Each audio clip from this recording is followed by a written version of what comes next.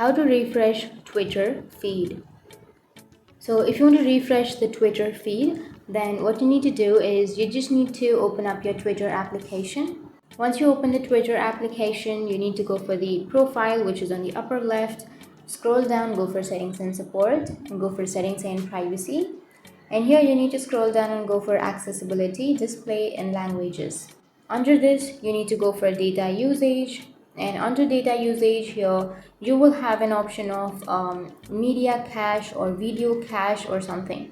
So what you need to do is you just need to go for the clear cache option under your Twitter and clear all of the cache. So it might be not available in some regions or in some versions. Then what you can do is open up your settings, scroll down, go for the app, and open up your Twitter on your settings. Once you've opened, you need to go for storage and cache and go for clear cache. Once you've cleared your cache, now go back to your Twitter and go back again, go to your feed, and you need to reopen your Twitter application.